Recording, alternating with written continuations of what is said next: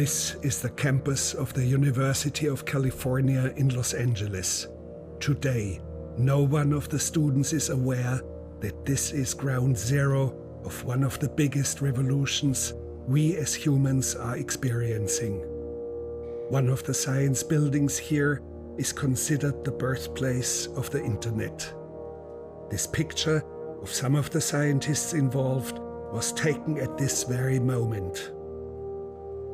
The corridors here look repulsive, and yet this one leads to some sort of a shrine reconstructed years later when its importance had sunk in. Let's enter this very special place. We're now entering a sacred location. It's the location where the internet began. It's a holy place, and we've just come back to 1969 when the critical events of the origin began. That machine over there is the first piece of the internet equipment ever installed. It's a mini computer, which we now call a packet switch. This is a military hardened machine. You can't break it. And it was meant to sustain itself unattended for years at a time. This particular machine is so ugly on the inside, it is beautiful. It has a unique odor, a delicious old odor from all the old parts. It consists of modems, CPU, logic units, memory, power supply, all the things you need to make an efficient computer work. This machine served as the first node of the internet for decades. And it was from here that the first message was sent. A revolution began. And the only record we have of what happened that day is in this log. On October 29th, 1969, at 10:30 at night, we enter that we talked to Stanford Research Institute, host to host, computer to computer. It's very much like when on Columbus's ship, the fellow up on top who first spotted land, he noticed it was, and he basically made an entry saying, "We spotted land." That document and this document have at least the same equivalent importance. Now, what was that first message? Many people don't know it. All we wanted to do was log in from our computer to a computer 400 miles to the north up at Stanford Research Institute. To log in, you have to type LOG, and that machine is smart enough to type the IN. Now, to make sure this was happening properly, we had our programmer and the programmer up north connected by a telephone handset, just to make sure it was going correctly. So Charlie typed the L, and he said, "You get the L?" And Bill said, "Yep, got the L." Type the O. "You get the O?" "Yep, got the O." Type the G, "You get the G?" Crash. The SRI computer crashed. So the first message ever on the internet was "lo," as in lo and behold. We couldn't have asked for a more succinct, more powerful, more prophetic message than lo. Well, I've been involved with the internet really since the very beginning. There are a number of things that would characterize that involvement. One was I started out being essentially the system designer of the ARPANET, the very first packet net. I joined DARPA in the early 1970s and started two other networking programs, one a ground-based packet radio net, like today's cellular phones, and a satellite net on Intelsat 4 based on packets. And the internet was about connecting them all together. And the essential elements there were the protocols that would make that possible and the technology that would be needed inside the net to enable these different nets to work together. Windsurf, here in 1973, and Bob Kahn collaborating together, created the fundamental protocol for the internet. For this, they received some of the highest honors our society can bestow. Imagine, if you will, sitting down to your morning coffee, turning on your home computer to read the day's newspaper. Well, it's not as far-fetched as it may seem. 17 stories up in his fashionable North Beach apartment, Richard Halloran is calling a local number that will connect him with a computer in Columbus, Ohio. Meanwhile, across town, in this less than fashionable cubbyhole at the San Francisco Examiner, these editors are programming today's copy of the paper into that same Ohio computer. When the telephone connection between these two terminals is made, the newest form of electronic journalism lights up Mr. Halloran's television with just about everything the Examiner prints in its regular edition. Of the estimated 2,000 to 3,000 home computer owners in the Bay Area, the Chronicle reports over 500 have responded by sending back coupons. This report, considering the numbers of internet users today, sounds already like prehistory. No one at that time had a clue about the explosion of information technology. Today, if we would burn CDs of the worldwide data flow for one single day and stack them up to a pile, this pile would reach up to Mars and back. The internet is already permeating everything. Even on the International Space Station, a phone call from one module to the next goes via the internet. But how do we keep it running? How do we guard it? I still have a copy of the phone directory from the late 1970s of everybody who was on the internet. And it was a document about that thick. And it had the name, address, and telephone number of every single person. Actually, it had it twice because it had it once sorted by their email address and once sorted by their actual name. So if you had a problem with anybody, you could look them up, you could find them, you could find who the actual person was associated with that email address. And still today, I thumb through that, and a surprising fraction of the people I actually knew. For example, there were two other Dannys on the internet, and I knew them both. I still know them both. Of course, now you can't even comprehend the idea of a directory that contains the name of everybody. Today, we couldn't know exactly. The directory might be some 72 miles thick. The capacity on the ith channel should be the traffic on the ith channel over the speed of the ith channel plus how much is left over. That's how much capacity is left over, and you split it according to the square root of the traffic on that channel over the summation of the square root over all channels. The way that the internet works, there's no fixed route that a message takes. In the early days of the protocol, there was a kind of a bug, and one of the computers actually had a hardware failure that made it believe that it could get a message to someplace in negative time. So of course, every message in the internet did better by sending it through that computer because it subtracted the time required to send the message. And so all the messages in the internet started getting sent through that computer, which of course got slower and slower and slower. So the internet kind of started to grind to a halt. The mean response time now will look like this.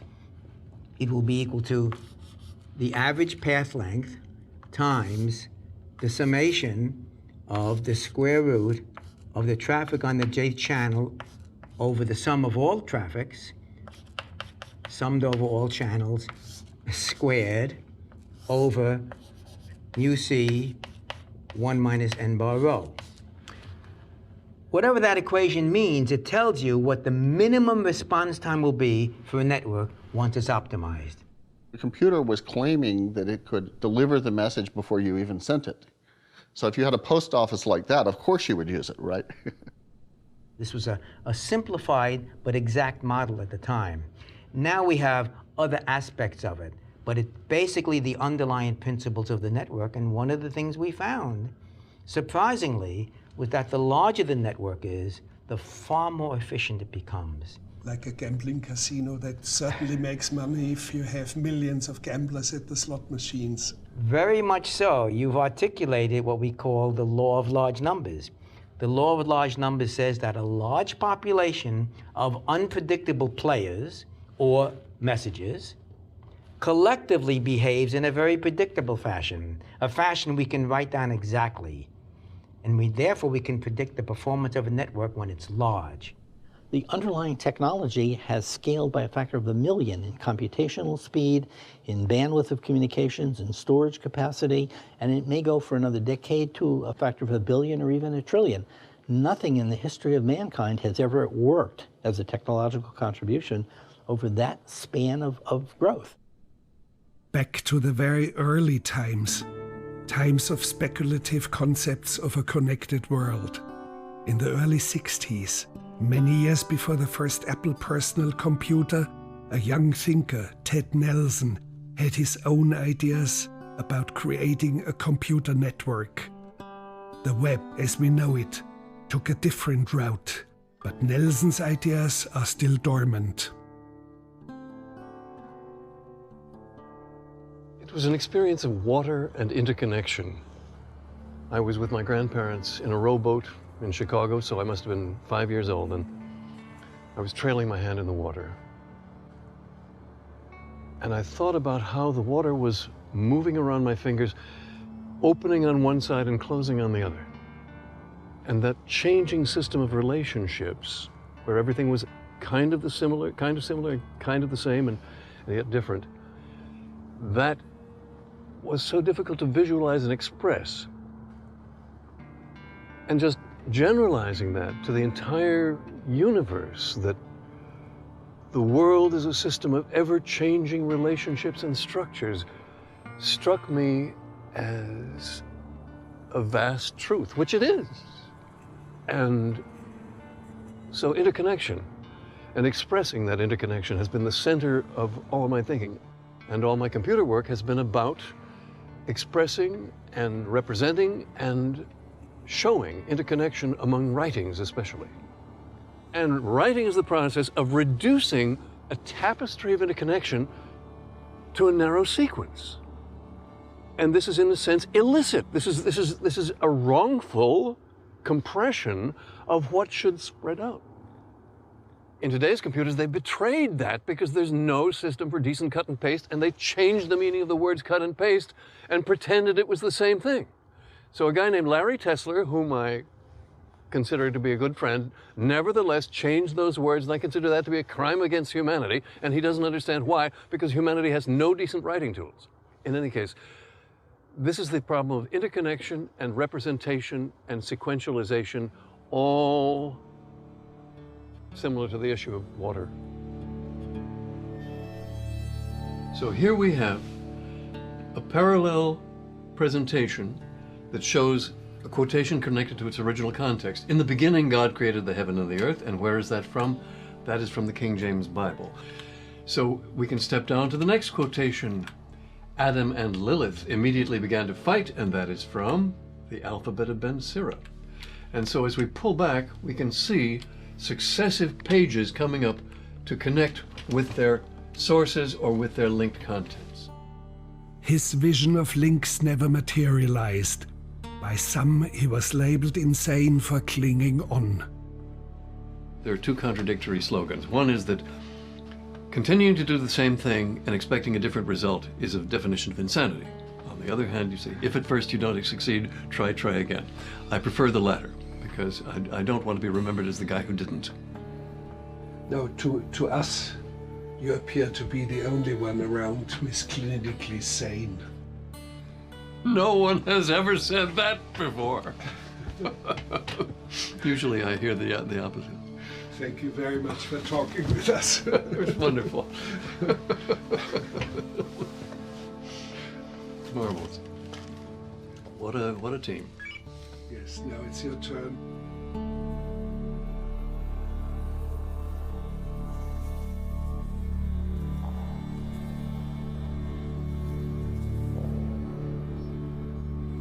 Today, the sheer numbers of unpredictable players on the internet has led to some of its greatest glories.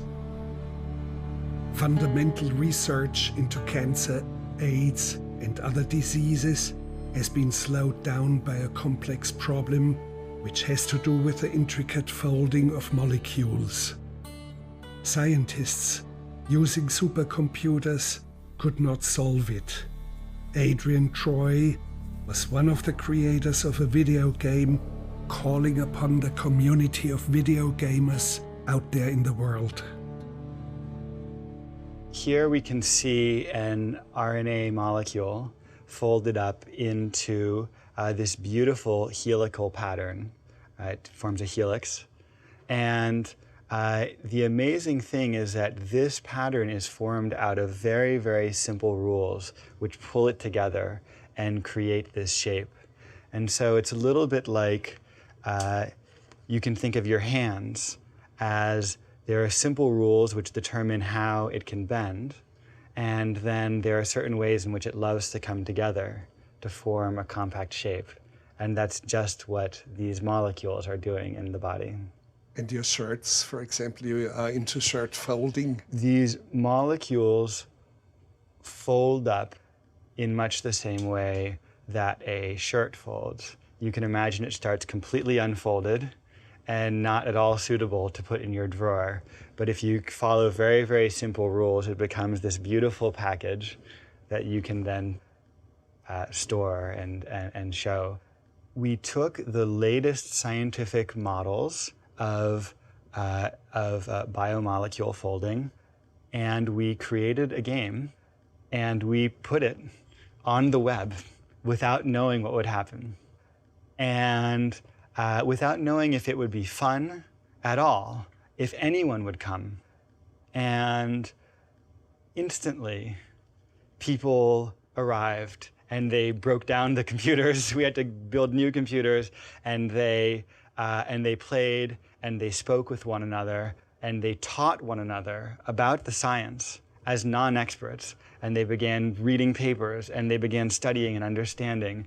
We have lawyers, we have school kids, we have retired people, we have bedridden people, we have grandmas.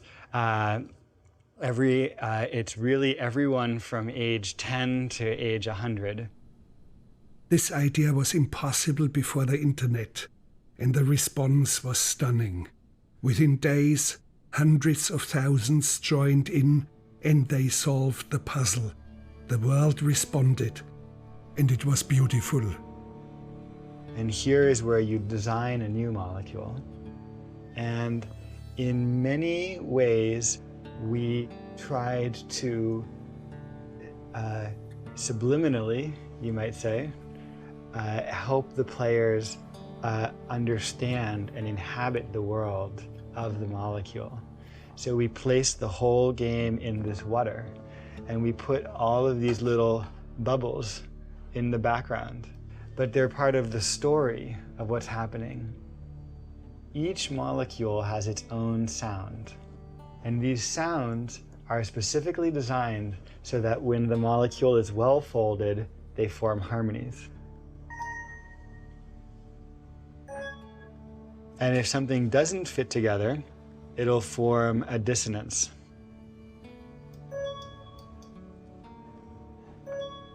It's actually kind of hard to make it do it. These are real chemical results of actual molecules that we players designed and we built them. So we say Eterna is played by humans, but scored by nature. In other words, nature determines who wins and who loses the game. And that's science. The solutions of the video gamers are not just fantasies. They are verifiable and can be synthesized in the lab.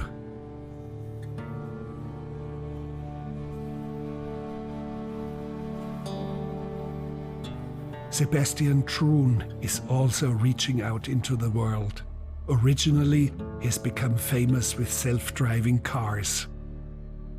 My dream is to go and give every human being a chance. And the best way to do this is education. So we built this little company that we call Udacity that offers education for free. We have hundreds of thousands of students staying with us at any given point in time. We've been amazed how fast our student base has grown. But there's really a thirst for education. Like, as the machines are becoming smarter, I think people want to become smarter and people want to make a contribution. And it's harder and harder to make a contribution today, and it'll be even harder in the future. So we really got to go and do something for ourselves. And the best thing we can do is, I think, is education. In the very beginning of my journey into education, I had a chance to teach a class online and teach a class at Stanford. And at Stanford, we got 200 students. I consider myself an extremely great teacher, so I get a large class. But online, we got 160,000 students, 160,000. And when we finally finished this class, we were able to stack rank the Stanford students, who are the most privileged and most selected students, with the students from the open world. And the top 412 students, they weren't at Stanford. The best performing Stanford student was number 413 out of a class of 200. That kind of opened my eyes and I realized, my God, for every great Stanford student, there's 412 amazingly great, even better students in the world that don't make it to Stanford. Just before heading into the mountain section of the course, Stanley tracked down and passed the crippled Highlander, putting Stanford Racing Team's Volkswagen Touareg into the leader position and effectively ending Highlander's bid for glory. As Stanley crosses the finish line, the Stanford Racing Team has made its way into the history books. This was Sebastian Troon's moment of glory back in 2005. Most of his competitors were a sorry sight. History has already been made as Highlander crosses the 8-mile mark, further than any vehicle traveled in the inaugural Grand Challenge. 20 more teams followed the big three out of the gate, all hoping to complete the 132-mile course in a winning time. Team Dad, with its rotating cluster of sensors, sped off the line, making up ground and passing Team Axion in the process. Team Ensco's buggy-style robot Dexter also left the line with a full head of steam, fiercely attacking the desert terrain. Cat 5, the Ford Escape hybrid from Louisiana's Gray Team, eased its way past the crowd, and Terramax, the 16-ton cargo hauler, left the gate determined to finish the course. Autonomous cars are developing rapidly. Today, you don't see big radar installations or tons of equipment. So our primary objective when we built this car was to basically make it look very normal on the outside and the inside. The vehicle can send information about what it is seeing to the internet, which can be useful to other vehicles on the road. And it can also download information about what is happening on the roads before it reaches an accident area or a traffic jam, for example. So the internet will be decisive very soon. The internet will play a very important role in this, yes. Can you open it? It must be packed with electronics. Show us. Yes. So just like we humans have brains to basically process all the incoming signals, we need to have computers basically which process all the signals from the LiDARs and the radars and the cameras. I can't see anything. It turns out that really there's nothing to see. It's a completely usable empty trunk space, but hidden behind under the trunk is a set of computers. There are 4 computers, each with 4 so-called processing cores. So it's really equivalent to 16 personal computing machines, which basically crunch all the data coming in from the sensors. These dots that you see are basically reflections from laser beams from the laser LiDAR sensors on the car. They emit light beams, hit obstacles, and they come back as reflections, and they show up as dots. But it only sees a virtual world. It really literally sees a virtual world. The big question basically is that, does it understand the ethics of a human? Does it understand the values of human society? For example, our vehicle, what it would like to do basically is not hit anybody as the highest priority. And then if it has to hit something, it would prefer to rather hit something than somebody. But what it really wants to do is basically not hit anything at all or anybody at all. But who is going to be liable in case of an accident? The onboard computer, its designer, the GPS system, the internet, or the driver who eats his breakfast? When a car makes a mistake and learns from it, that experience is instantaneously shared with all the other cars. So all the other cars learn from it as well. It's actually something that people can't do very well. So if I make a mistake, which I've made many in driving, then I can commiserate and I can improve, but nobody else learns from it. When a self-driving car makes a mistake, automatically all the other cars know about it, including all future unborn cars will never make that same mistake again, which means the ability for cars to develop an artificial intelligence is so much greater than the ability of people to keep up with them. Let me show you one of our robots. This robot essentially has 4 wheels, and each of these wheels have these tiny rollers on them. And what this allows this robot to do is essentially it allows it to drive sideways as well as forwards as well as turn without having to do anything like parallel parking maneuvers. So that makes these robots extremely versatile in their motion. To kick the ball, what these robots have is a main kicker, which slides the length of the robot and kicks the ball forwards. We also have a chip kicker, which can kick the ball upwards, and that makes the ball go up into the air. These robots are autonomous. Nobody steers them with a joystick.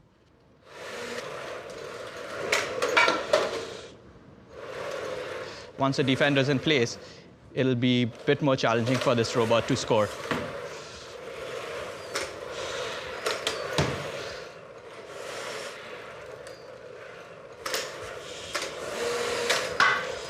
RoboCup this year, we have not let in a single goal, although we scored 48 goals in total against the opponents. So you're world champion? We are. We came first this year in the RoboCup international competition. The blue robots need to have an indirect free kick, so they're figuring out how they should pass between themselves. Could this team eventually beat the real Brazilian football team? That is the goal of RoboCup. That is by 2050 to have a team of soccer-playing robots which can defeat the FIFA World Champions, and we'll see it happen. I'm very hopeful that we'll actually get a team of robots which are competent enough and smart and intelligent enough to actually beat the world champions in 2050. Better than Messi, Ronaldo, and Neymar. It sounds difficult, but we can get there. We can get there.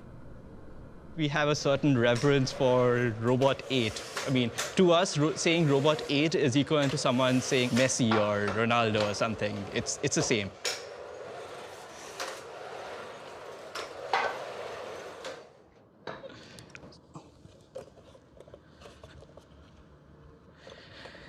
This here is Robot 8. It's very identifiable because its pattern includes 4 green dots on top, and it's one of our favorites, actually. Beautiful. Do you love it? Yes, we do. We do love Robot 8.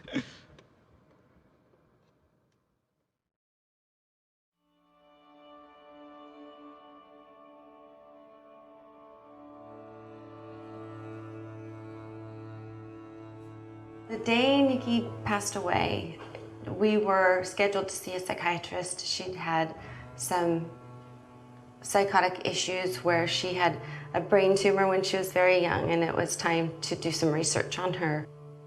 I think she was feeling nervous that if she were to go to this appointment, she might get stuck in the hospital, because that had happened before. And at some point, a couple hours before her appointment, she left the house. She took Christos' Porsche and drove away. I saw all the police, and I started to walk down the on-ramp, and they stopped me. And they said I wasn't allowed down there. And I asked if it was my daughter in the car, or what car it was. They wouldn't give me any information. And then a crane lifted up the car. And once it lifted up the car, I realized it was the Porsche.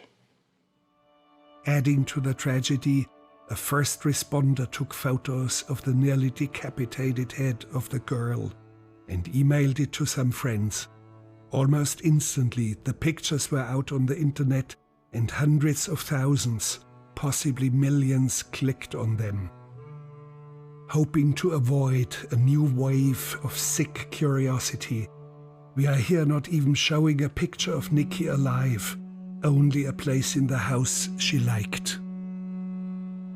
Up until I saw the pictures on the internet, I had an image of Nikki as a perfect face, perfect condition. The coroner told us, the only thing the coroner told us is that a portion of her thumb had been severed in the accident and that she had head trauma, but they never gave us any detail. So I always focused on the thumb. I received emails with the pictures attached. And there was a short time after the accident. It was disguised. I didn't know who the email came from, and I opened it up. The bad ones were very hateful, very hateful towards me, towards Nikki, towards our family. It said, "Dead girl walking, woohoo daddy, I'm still alive." Woohoo. Woohoo. Do you still feel the pain when you receive this? Yes. And it's never gonna leave you? Never. Some of the hate mail was so unspeakably horrifying that we cannot repeat it here.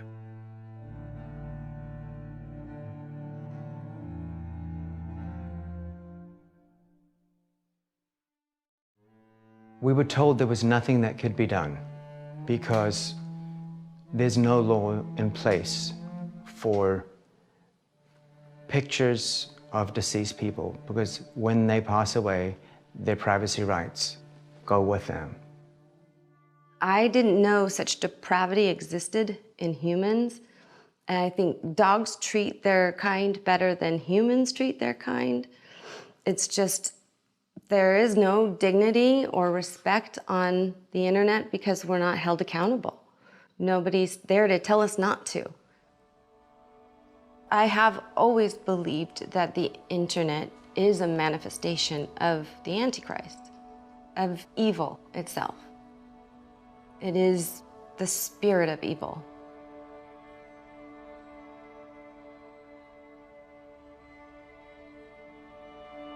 And I feel like it's running through everybody on earth, and it's claiming its victories in those people that are also evil.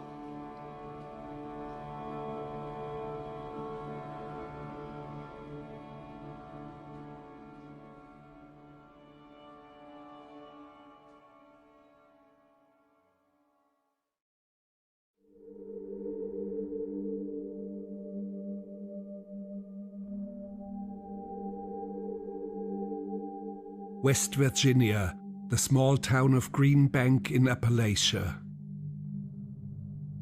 What you're seeing behind me is a very large telescope, 100 meters in diameter, but instead of picking up the light as normal telescopes do, it picks up the radio waves that are coming from the universe, from objects out there as close as the planets, but as far as actually the Big Bang.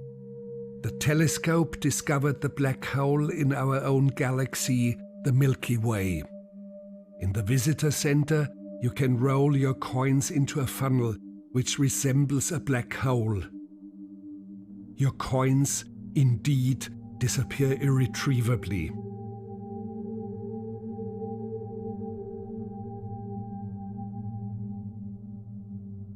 If there was a civilization like ours on a nearby planet, we could almost certainly pick up some of their television stations, perhaps, some of their radar, who knows what. This collecting area is several acres in size, and it can pick up enormous signals from an enormous distance, but they've traveled so far that they are so faint that typically they contain a lot less energy than the energy of a falling snowflake settling on the ground. The enemy of radio astronomy is the natural radio signals that we make on Earth, either deliberately or accidentally. Things like microwave ovens can emit radiation which can blind us to the signals that are coming from the stars. Cell phones are billions of times stronger than the faint signals we're looking for. Satellites, they beam straight down on us. Music stations. Music stations, Playing yes. Elvis. Playing Elvis. We've managed to keep cell phone transmissions out. Your smartphones are dumb here. They just do not work. We really try to keep wireless transmissions of any kind suppressed within about 10 miles of the observatory. For a long time, we had a fleet of checker diesels, and these are the standard New York City cabs. And they were very precious to us because they were the perfect vehicle for radio astronomers. These do not have spark plugs. They don't make noise.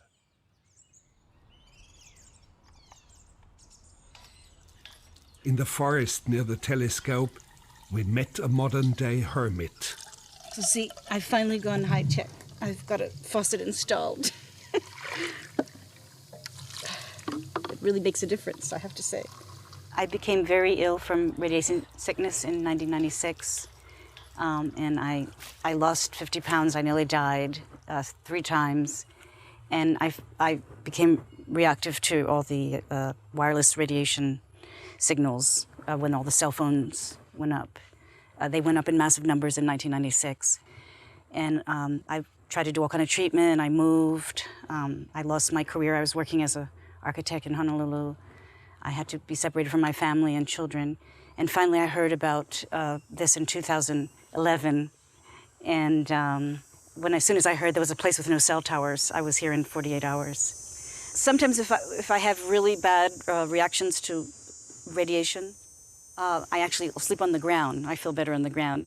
And there may be a science to this. They say the ground emits 7.83 hertz, and it's the natural rhythm for animals and humans.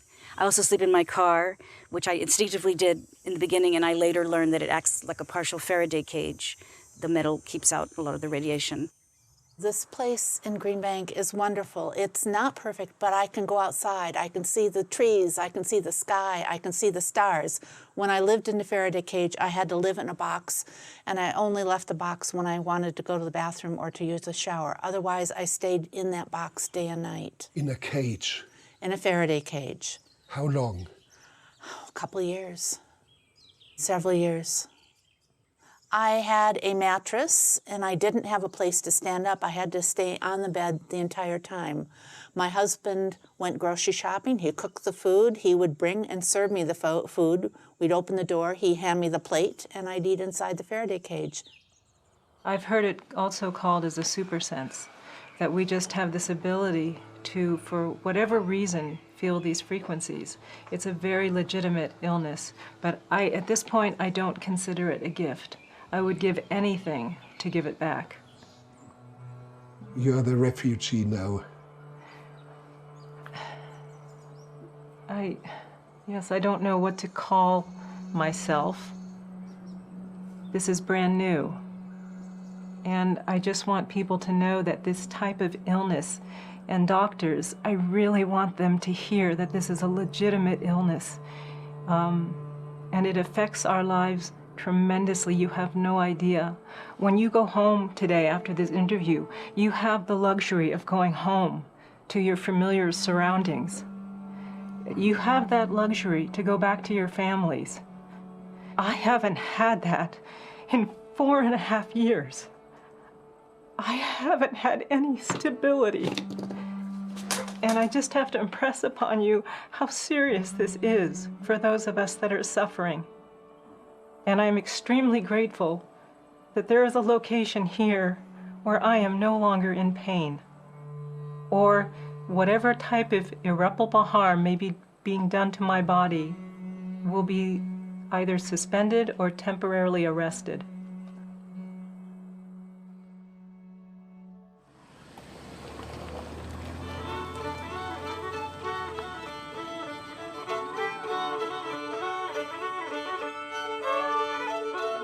There's a lot more community interaction in a place like this, I think, because of the absence of the cellular technology, and also because of the isolation of a rural community in such a beautiful place like this. And yes, I do play the fiddle and the banjo at night.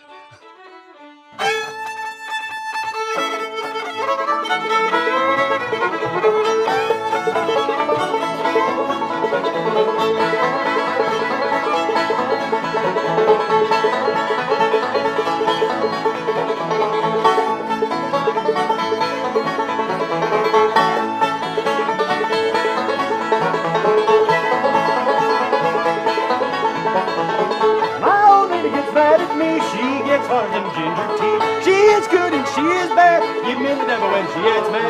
Going up the creek, going in a run, going up the creek. have a little fun. Raise my britches leg to my knees. Wade on Cripple Creek when I please.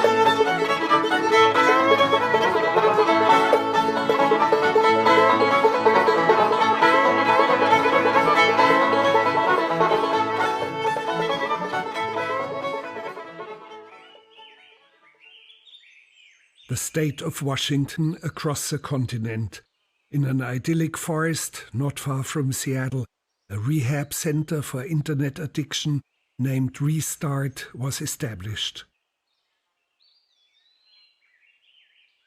Well, there are so many of these severe cases. For instance, in South Korea, there was the case of a couple that had a young baby, and they were very much addicted to a game that they went to play while neglecting their child at home. And this baby eventually starved to death, and they went to jail for this. But it is because they were hooked on a game, and ironically, it was a game in which they were taking care of and nurturing in the game a young girl. But as they were doing that, their own child was starving to death. Shortly after we opened Restart, we got a call from a stepmom. Her stepson was living with his grandmother and had just had his leg amputated because he developed a thrombosis in his leg from lack of movement.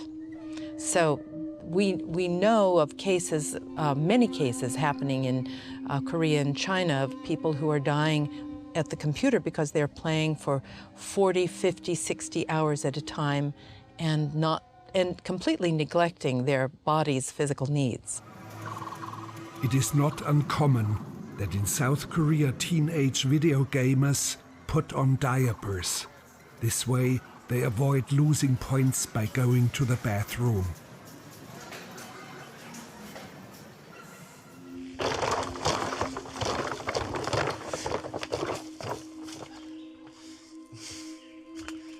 Tom, you do not need any further introduction. This was great.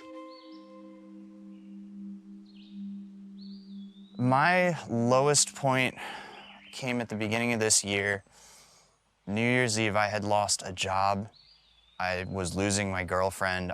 My family, my relations were very strained, and I tried to drink myself to death.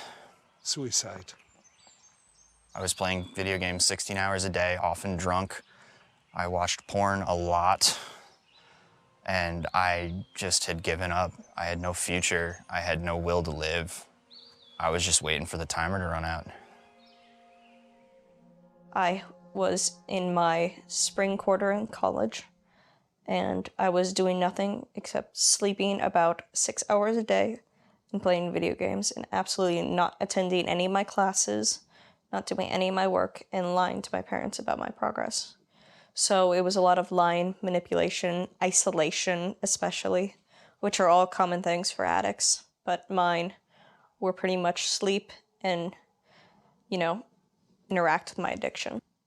Did you adopt certain characters that became almost like you? I'm not sure I'm comfortable with that because I'm still in the phase where thinking too deeply about my own intricacies could set me off, could really start that cravings and start those withdrawal symptoms again. I wanted very much to discuss fictional characters with Chloe, like the malevolent druid dwarf, or whoever these figures are, but I had to desist.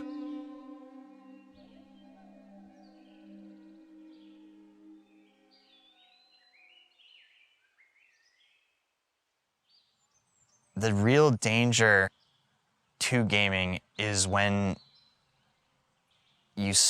when I stopped being present in the real world more often than I was in the game world. If you get to the point where you're thinking about the game more than you're thinking about real life, what you're gonna do for food, what you're gonna do the next day or two, you're not thinking about a relationship or a job or a career. If you're thinking about the game, it's a problem. Because eventually it'll get in the way of everything real.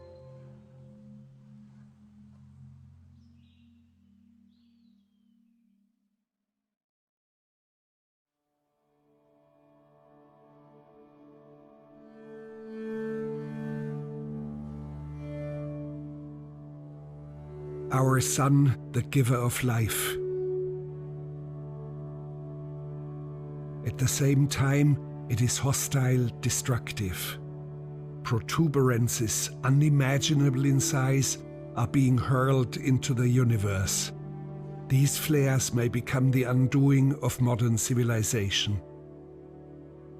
Well, the best known historical example of a very large solar flare is an event called the Carrington event, which happened in 1859. This was observed by an astronomer named Carrington, who saw a patch of the sun as he was monitoring sunspots grow brighter. In those days, the predominant form of technology was telegraph. That was our main form of communication. And this very, very large flare that happened, that created a brightness change so great that Carrington could actually see it with his eye, which is very uncommon, actually induced currents in telegraph wires that created fires in the paper of the telegraph machines. There's even reports from that time of aurora being seen as far south as the equator, and there being auroras so bright at the northern latitudes that it was possible to read by them at night. We've been fortunate that nothing as large as the Carrington event has happened in these times of modern technology, but even these smaller solar flare events that we do see do disrupt our communications and create outages in our power grid and disruptions for our satellites.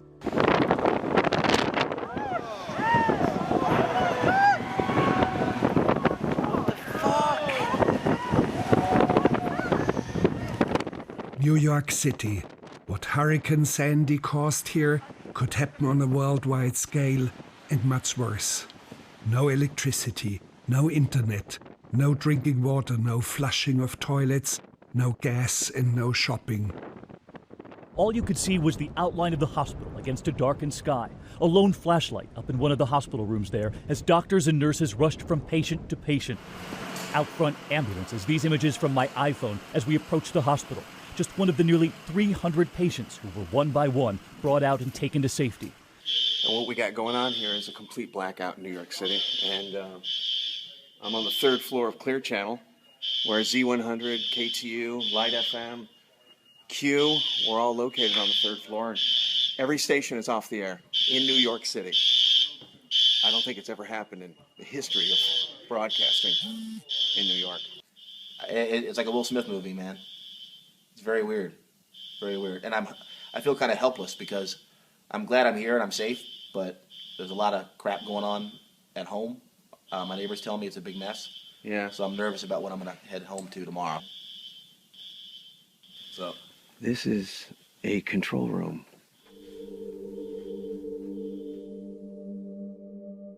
Meet Lawrence Krauss. As a cosmologist, he is studying the origins of our universe. Much of his attention has been focused on our planet.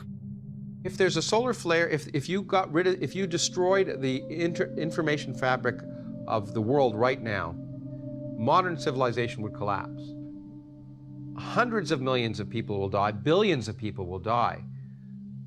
The world will become, for people like you and me, unimaginably ugly, difficult, and there's great likelihood that I couldn't survive. If the internet shuts down, people will not remember how they used to live before that.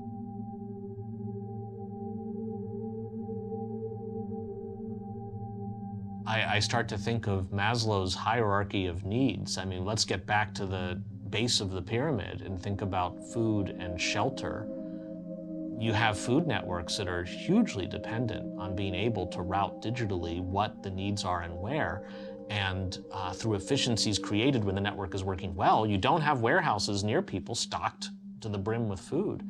If you disrupt those networks, I imagine, what do they say? Civilization is always about 4 square meals away from utter ruin. That's something that it wouldn't be bad to prepare for. As we've thought about an Internet of Things, where often for purely, looked at this moment, unnecessary reasons, we not only attach daily objects to the internet, but make them reliant on that internet connection in order to function properly. So the idea that our standard appliances couldn't work without connectivity, that we wouldn't be able to get to a restaurant that in turn would be able to get to food and to organize staff. I suspect, however, that some individuals will survive. Let us remember that we come from a background where at one point there were less than 1,000 individuals alive, probably down in the southern part of Africa, and we were a hair's breadth away from disappearing as a species. We have no control over what the sun chooses to do. We do know that there is a solar cycle, so there are times of high activity when there are many flares, and there are times of low activity when there are relatively few.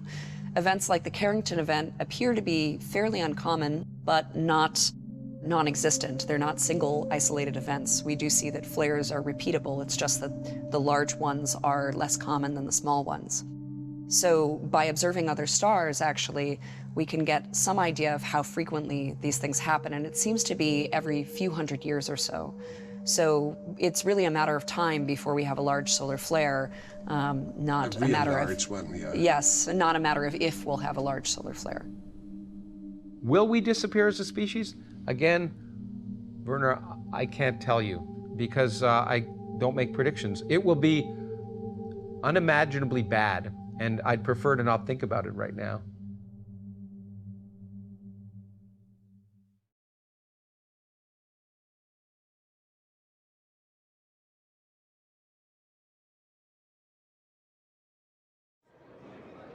Las Vegas, Nevada. One of the casinos is preparing to host DEF CON, the annual convention of the hacker community. In less than 2 decades, it has grown to 20,000 participants. At least 1,000 of them will be FBI, the CIA, Chinese Secret Service, and other interested parties. We are about to meet Kevin Mitnick, a demigod among the community of hackers. Just mentioning his name here makes everyone fall silent in awe. Am I proud of being the world's most famous hacker?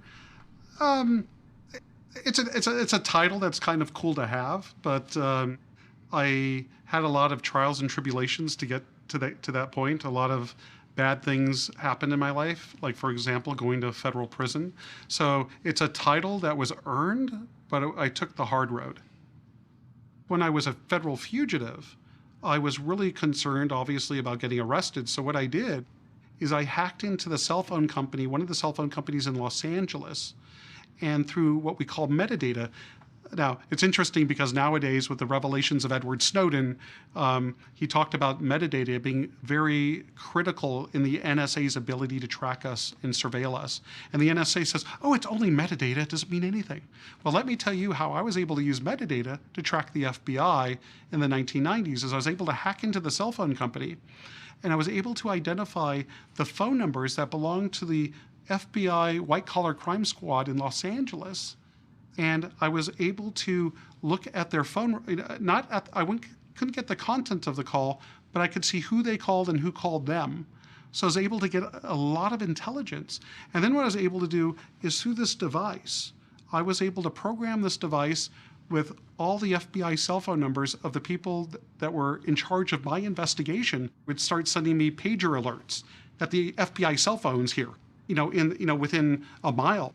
So what I did that night is I took all my computer stuff, my floppy disks, my CDs, anything that's technology related, I put it at a friend's house, and then I went to Winchell's Donuts, and I got a big, I think it was a 24 box of, donuts. I took a Sharpie and wrote FBI Donuts on the box. I put it in the refrigerator, and on a big Post-it note outside my refrigerator, the logo for Intel, it says Intel inside?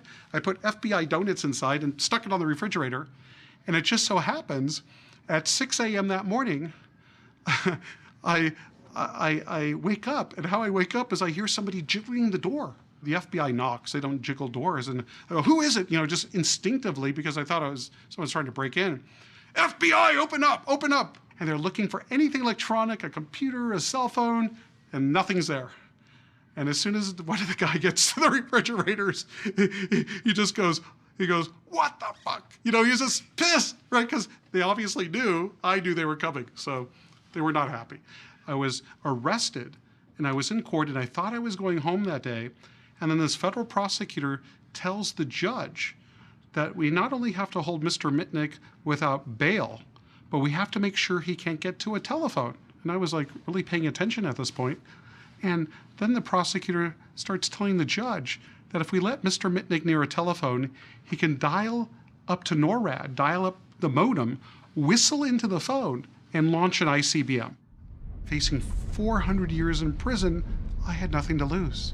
I ended up being held in federal prison without bail in solitary confinement for a year. After his time in solitary, Mitnick languished 4 more years in federal prison.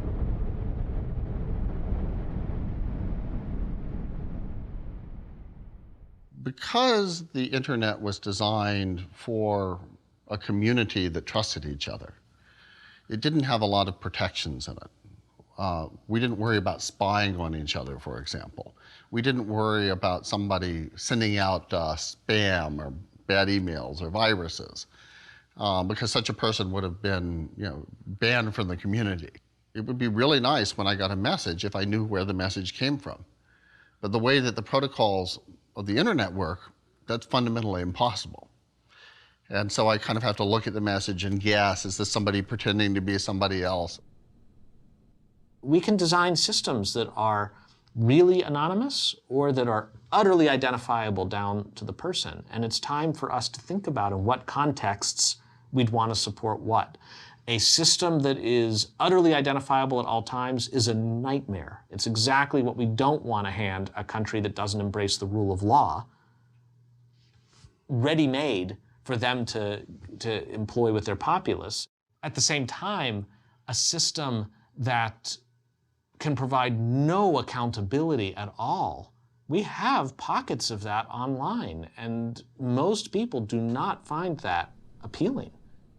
In any frontier, before the law gets there, there's always people seeking to take advantage of the system. I've seen in the United States, for instance, probably something like 5 or 6 billion identities lost. Well, there aren't that many people in the United States, which makes everyone a little inured to it every time. What does it really mean when they hear their identity's been compromised? It's not always an identity compromise in totality. Sometimes it's just a small portion of it. Your identity comprises many, many things. There's one you, and there are many components that represent you digitally. Some compromises in that system have very little impact on you, and some huge. But the line between your physical life and your digital life is becoming far more blurred. And there will come a point where the threats online will hamper your ability to embrace new technology. That's what my colleagues and I have to push back. Governments who can achieve all the same effects they would for international affairs and foreign affairs without having to rely on tools of war. It's another tool at the table, right? Now, war is an extension of politics by other means. Well, now there's another one with much less risk, easier to fund, and it puts even some smaller nation states on the same playing field as larger ones. So dozens of nation states have an ability to hack others, and they use this as an extension of foreign policy.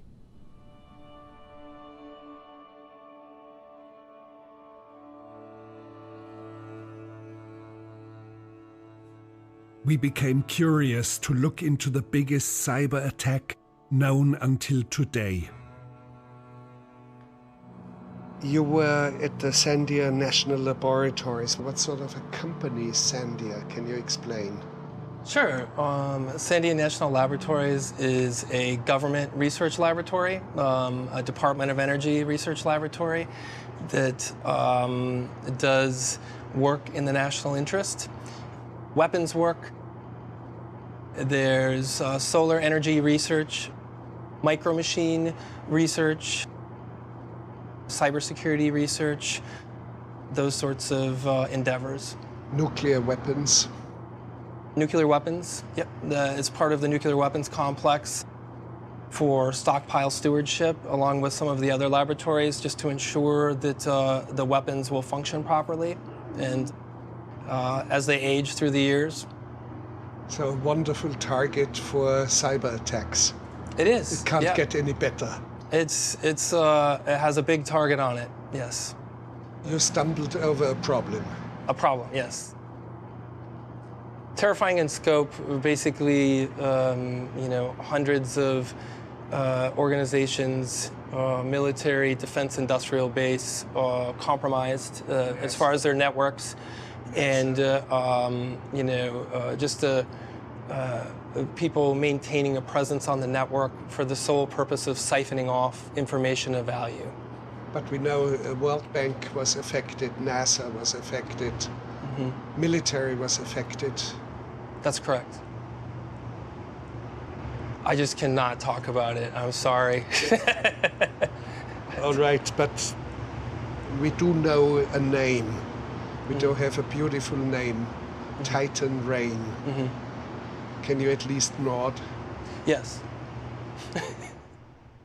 The scope of our conversation was extremely reduced, but some of the information here became part of court proceedings.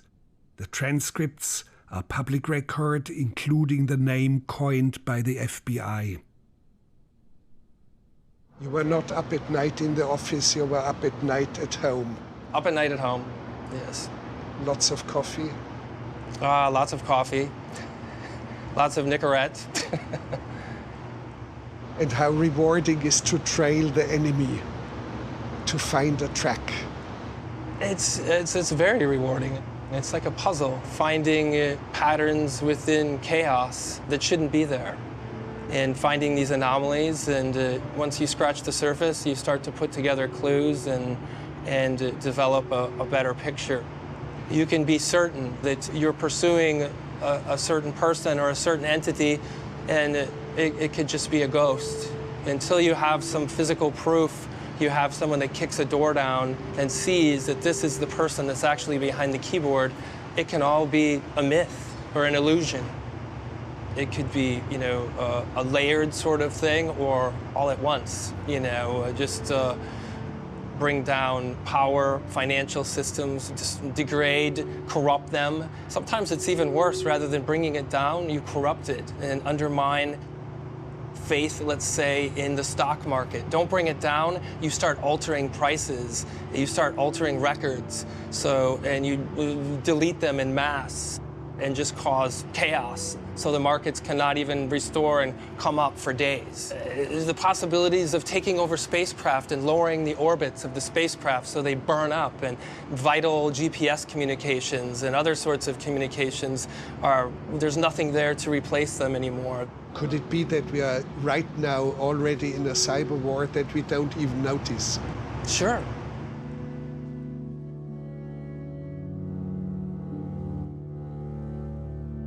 It doesn't matter how much money a company invests in technology. You can spend tens of thousands of dollars on your firewall, on your intrusion prevention systems, on your spam, on your antivirus. And if I could just manipulate one person inside that company, I'm in. 95% of the work when I used to do this in the past is research and finding out about the human element and gathering information in emails and their personal emails and the conference that they were just at and who spoke before them and that person's email address, so I can send that person a rigged PDF attachment that may look perfectly normal and forge it because I just spoke with this guy, so I'm going to open it and nothing happens on my computer, but in the background a little Trojan is dropped that starts communicating, that allows me access, and then I gather more information. I grab his contact book. I find the people that know the information that I'm interested in exploiting, and then I send an email from him with the same type of attachment, and eventually I have, what I want. People are the weakest link in security. People, not the technology. Now, through this special TV offer, you can receive a Motorola flip phone with Cellular One service for just pennies a day. Now, everyone can enjoy the freedom of a personal cellular phone. You can make a call anywhere or get a call anytime. So I'm living in Denver, Colorado. Incidentally, I'm not living under the name of Kevin Mitnick. I'm under the name of Eric Weiss. Why Eric Weiss? Because at the time I was a federal fugitive. I was hiding from the FBI, and my idol was Harry Houdini, and that's Harry Houdini's real name, so I thought I had a sense of humor.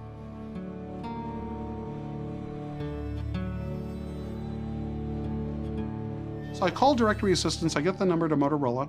I'm now talking to the vice president for research and development for all of Motorola Mobility. And I go, hey, this is Rick over in Arlington Heights, because I found out they had an Arlington Heights facility.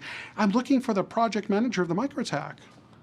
And the VP goes, oh, that's Pam. She works for me. Would you like her extension? I go, sure, give it to me. And he gives me the extension. So my next call is to Pam, but I don't get her. I get her outgoing greeting on her voicemail.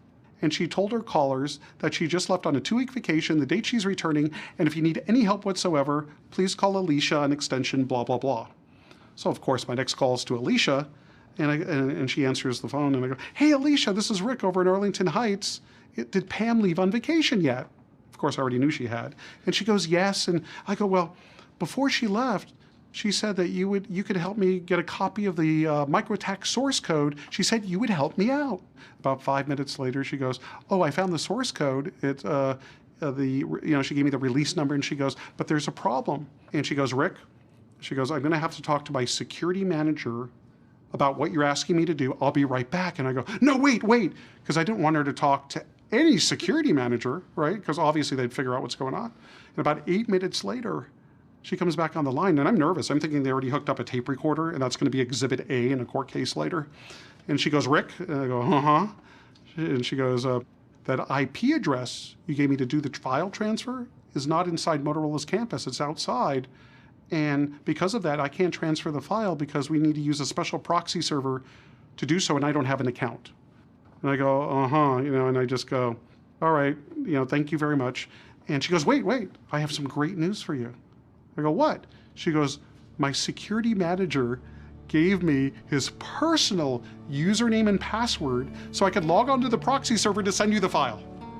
Motorola had a bunch of technical security, but it only took me 15 minutes with a good gift of gab to get the crown jewels. So that's how that worked. But you didn't sell it. It was curiosity. No. It was sport. It was excitement. Trophy.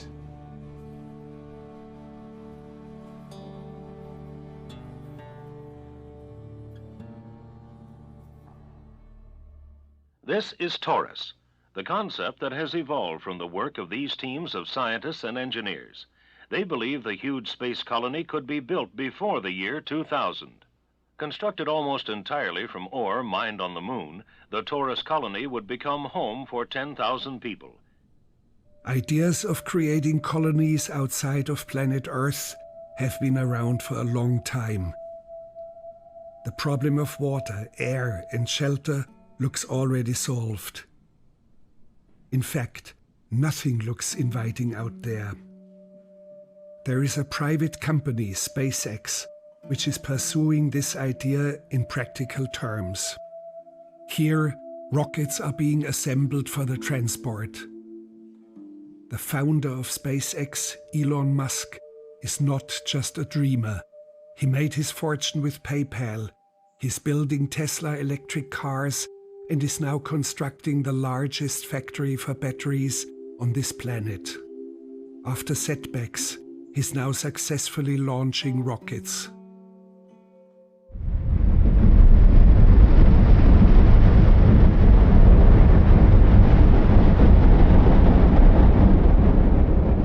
For the first time in the history of Earth, in 4.5 billion years, the window of possibility has opened for us to extend life to another planet.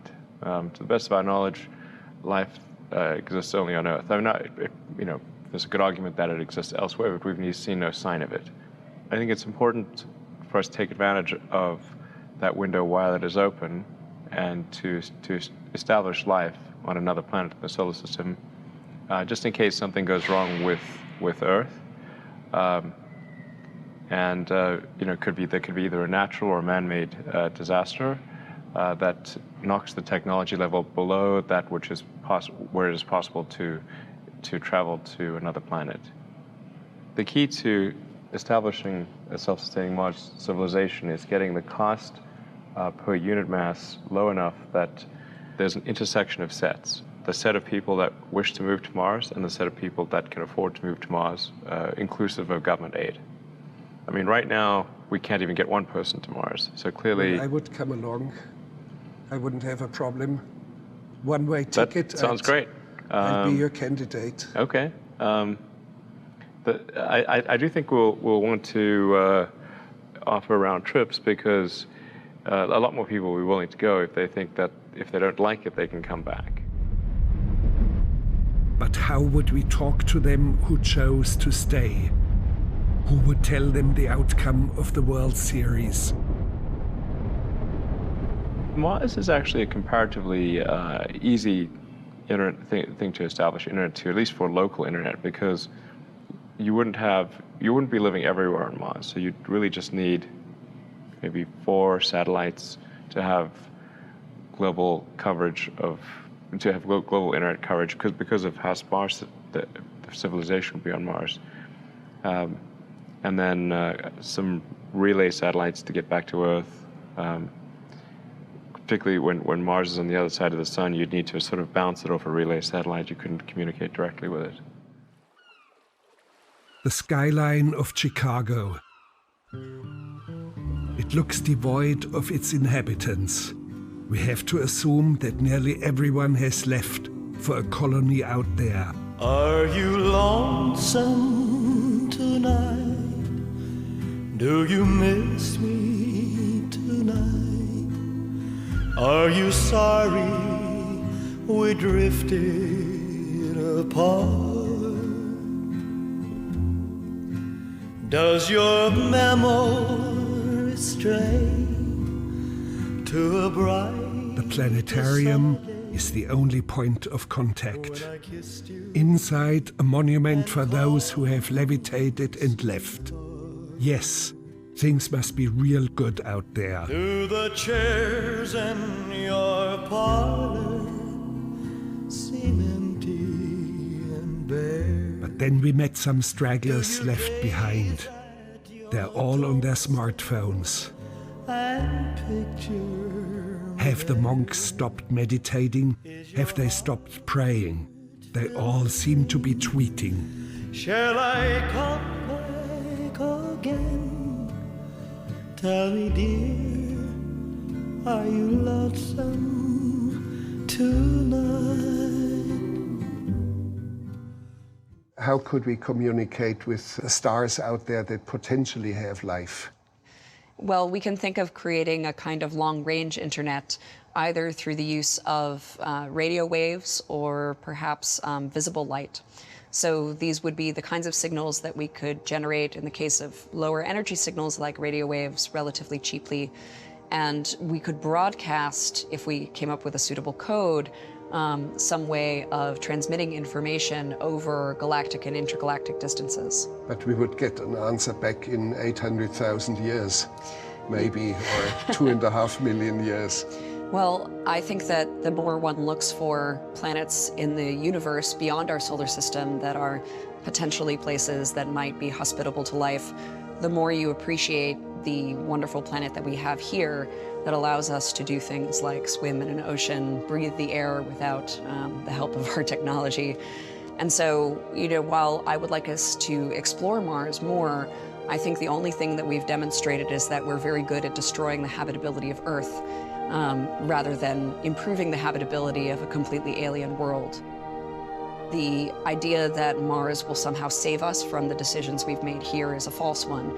And it's a little like saying that you're going to go live in the lifeboat when, even lifeboats need somewhere to land.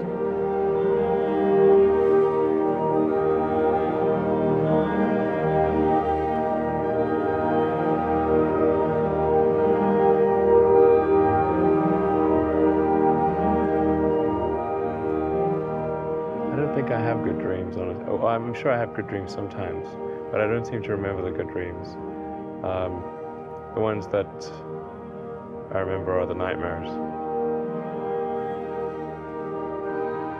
The Prussian war theoretician Clausewitz, Napoleonic times, once famously said, "Sometimes war dreams of itself." Could it be that the internet starts to dream of itself?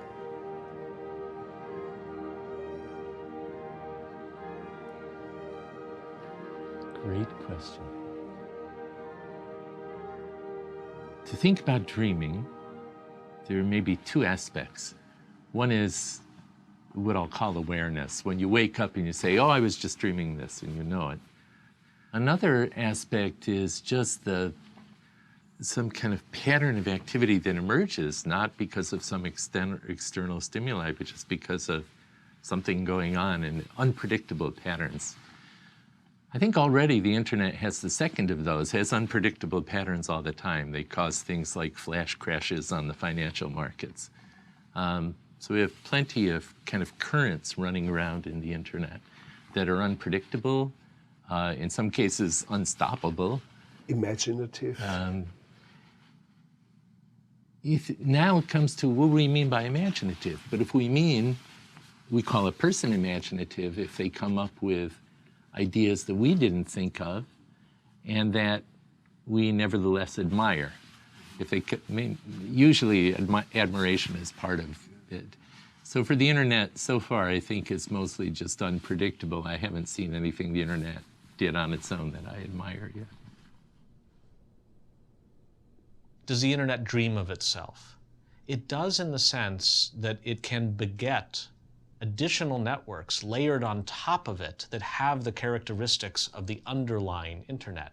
So just as the basic internet is a series of computers that happen to talk internet to each other so that you can move a bit from here to there, there's a fellow named Sir Tim Berners-Lee who could conceive of something called the World Wide Web and choose not to copyright it, not to patent it, to allow anybody to speak server and some people speak client, and then before you know it, you've got websites. The web is the internet dreaming of itself. Could it be that the internet dreams of itself? It's a fascinating idea. In fact, there was a wonderful science fiction story which later got turned into a movie, Blade Runner, and I think it was called Do Androids Dream of Electric Sheep? Do Robots Dream? But the internet is nothing but connections. Will it have its own consciousness? Will it have its own set of rules? And perhaps in an even more scary realm, from the science fiction realm, will the internet therefore make its own decisions? And will the decisions about how communication happens go out of human hands? That's certainly a possibility. But since we don't even understand consciousness, I am hesitant to make any predictions. And I think anyone who claims they know what's going to happen to the internet is not worth listening to.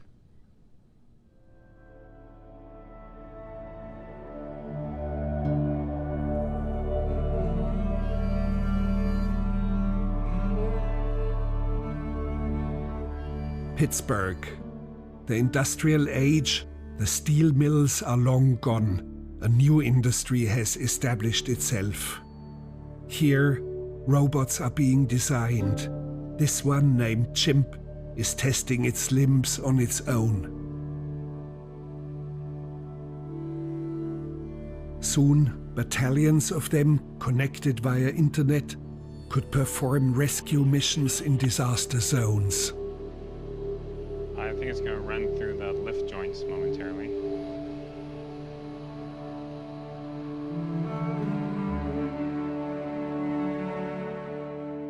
We are still a long ways away from a robot having a complete understanding of the world, of cause and effect, of desires and hopes and dreams. And those are the things that still make humans human and robots on a much lesser scale. Well, you could think of this scenario almost as robot dreaming. This is, a robot conceptualizing what is going to happen in the future and thinking about different scenarios. And for any of these motions, it's considering thousands and thousands of scenarios per second that might happen. Especially when you get to the point of robots exchanging information with one another, then you might have a robot dreaming about places it hasn't even been.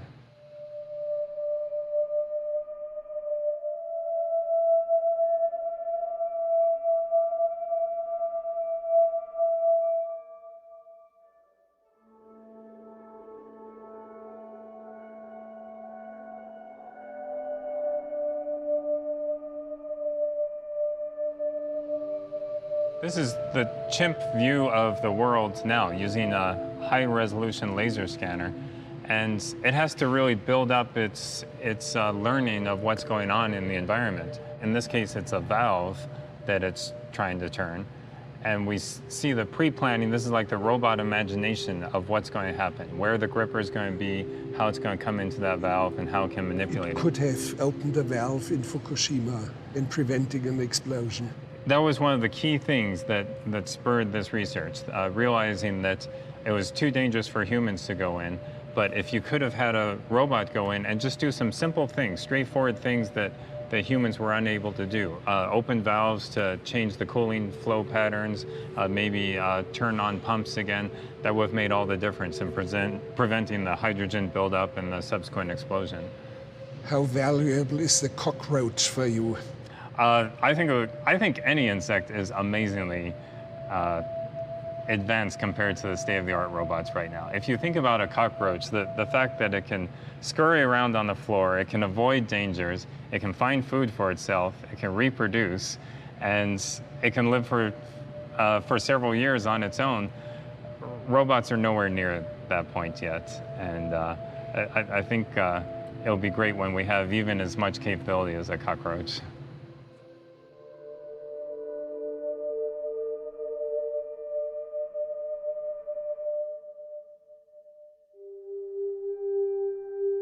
I can not only imagine artificial intelligence evolving spontaneously on the internet, but I can't tell you that it hasn't happened already. Because it wouldn't necessarily reveal itself to us. I think that the biggest risk is not that the AI will develop a will of its own, but rather that it will follow the will of people that establish its utility function or its optimization function. And that optimization function, if it is not well thought out, I mean, even if it's if its intent is benign, it could have quite a bad outcome. For example, if you were a hedge fund or private equity fund, you said, well, all I want my AI to do is maximize the value of my portfolio, then the AI could decide, well, the best way to do that is to short consumer stocks, go long defense stocks, and start a war. And that would also be quite bad. Such an attack would be much more prosaic than an invasion of these aliens in the SpaceX reception area.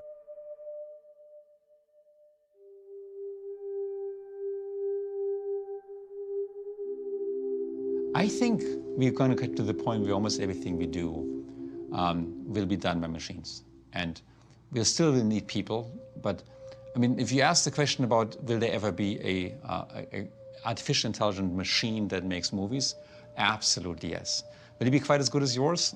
No one can even come close. Of course not. But actually, I think almost everything we do, we find machines doing better.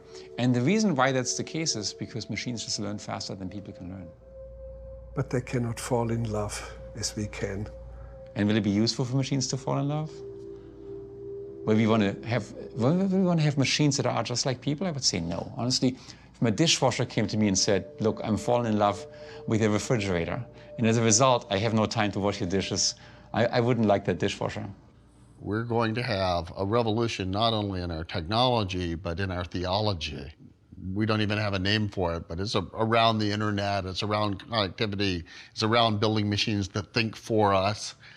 And I think we're due for another shift in our morals, in our definition of what it means to be human. We're right just at the beginning of that. And so you can see us trying to kind of feel out and invent this new society and invent these new ideas of what's right and wrong. What can we depend on each other for? Can we expect from each other? How much do we want to do that? So I think it's an incredibly creative time in human history, not just technologically, but also morally and culturally.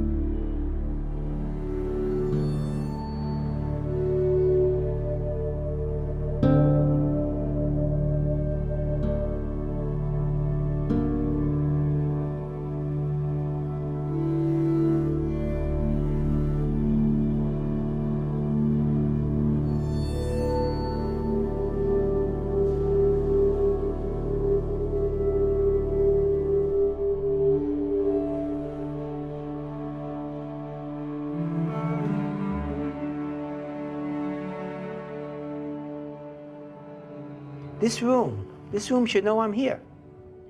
I should be able to talk to it and should be able to give me an answer verbally. I should ask, where, for example, is a high-speed printer? Or where did I leave my keys? Or where's a book on this subject? And should answer me with speech, with a hologram, with a display, in a very natural way. I should be able to use gestures and touch and even smell and all my senses to interact in a very humanistic way with this technology around us. And once that technology comes out into our physical world and becomes embedded in our walls, in our desk, in our bodies, in our fingernails, in our cars, in our offices, in our homes, it should disappear and become invisible. Whereas electricity, there's a socket in the wall, you plug in, you get electricity. You don't care how it's made, it's not a complicated interface. It's invisible. The internet has yet to evolve to that goal I was hoping for of being invisible. What's interesting about the Internet of Things is what you're going to build on top of it for you and for me. I call it the Internet of Me. It is a world where when you walk into a room, the lights dim to your preference level. You may have music that starts up. It may even have complex protocols for how to interact with somebody else's Internet of Me. That's interesting, and the world that will emerge as a result. Eventually you won't even need phones. The environment will be so wired that your experience will be brought to you.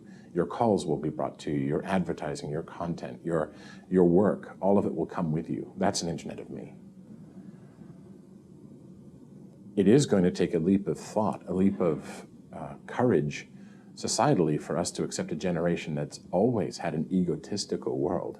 We tell children very often, you have to play with others, you have to share, your worldview isn't unique. But when the world, the objects in it, start to tell them that they're different, that's egotistical. But it will also be a magical world, one where a wave of the hand creates doors moving and objects changing position. But imagine a generation that's never known anything else but that. I deeply regret the fact that deep critical thinking and imaginative thinking, and creative thinking is lost. In my opinion, computers, and in some sense the internet, are the worst enemy of deep critical thinking. Our youth of today are using machines to basically replace their examination of the things they're observing. They don't understand what they're looking at or what they're hearing or what they're learning. They depend upon the internet to tell them and decipher it. They look at numbers instead of ideas. They fail to understand concepts, and this is a problem. My hope would be there are still going to be the appeal of deep immersion in something that through the school system we still subject our kids to, we can really try to turn them onto its charms so they become intrinsically self-motivated to pursue it. Whether we use science or ancient Greek or philosophy, it's those tools that are important. Those are the things that people are going to be able to use in the future. The actual information they learn in school won't be important because it'll be dwarfed by the information that's coming out on the internet every single day. Historians, I think, will also see an interesting thing. They'll probably call the time around now the digital dark age. It will be very mysterious because a lot of things happened quickly, but the records will all be lost. We don't have the handwritten letters like we have from, the founders of the Constitution, the founding fathers. We have their letters with each other. We can see the sort of background conversation in creating the United States government. We don't have the equivalent for the background conversation in creating the internet because it was all done on email. There's a playful project called the Wikipedia Emergency Project, that if there's ever going to be possibly a world-changing event, a big volcanic eruption, Wikipedia volunteers are supposed to start printing out Wikipedia pages madly and storing the paper in places that their heirs could find it later.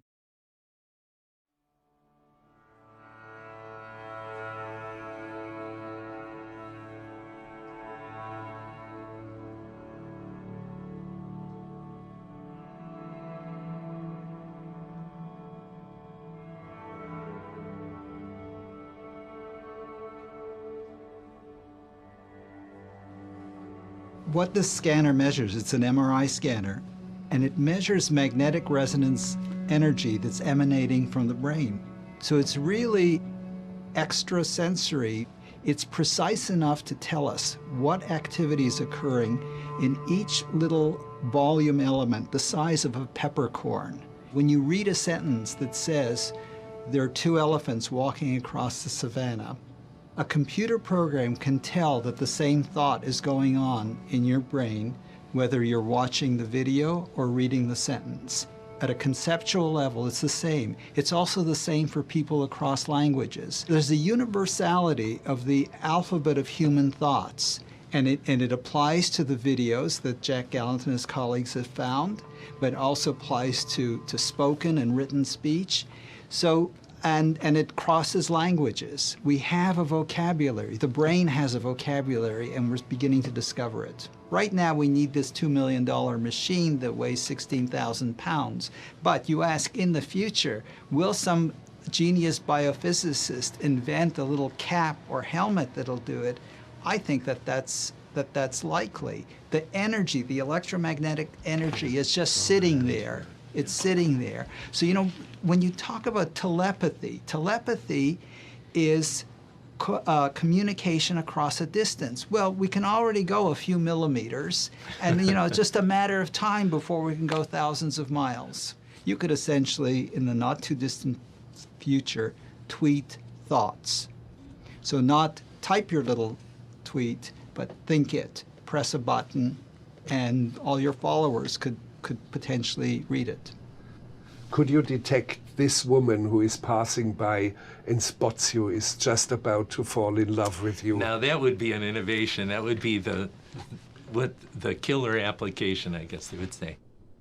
Well, I try not to make predictions about anything less than 2 trillion years from now for good reasons. One is that no one will be able to know if I'm wrong. But that's one of the wonderful things about the future, is you don't know where it's going to go. And the internet is, like most results in science, out of control. And if you think about predictions about the future as done in the past, they always miss the important stuff. In fact, most science fiction missed the most important thing about the present world, which is the internet itself. They had flying cars, they had rocket ships. None of that exists, but the internet governs our lives today. It used to be that when you communicated with someone, the person you were communicating with was as important as the information. Now on the internet, the person is unimportant at all. In fact, it was developed so that scientists could communicate. Scientists like me could communicate with each other without knowing where the other person was or even who the other person was. There's a famous cartoon from the New Yorker which says, on the internet, no one knows if you're a dog. And in the future, you won't know if you're communicating with dogs or robots or people, and it won't matter. But becoming your own filter will be the challenge of the future, because the filter isn't provided with you. There's no controls on the internet, no matter what governments do, or no matter what industries do. The internet is going to propagate out of control, and people will have to be their own controls. I think in the future, one next step from computation to communication will be to sensing and remote sensing. And mind reading via the internet. One of those sensors will be brain imaging sensors. And you will transmit thoughts. Right. The two of you. Will our children's children's children need the companionship of humans? Or will they have evolved in a world where that's not important? It sounds awful, doesn't it? But maybe it'll be fine. Maybe the companionship of robots, maybe the companionship of an intelligent internet will be sufficient. Who am I to say?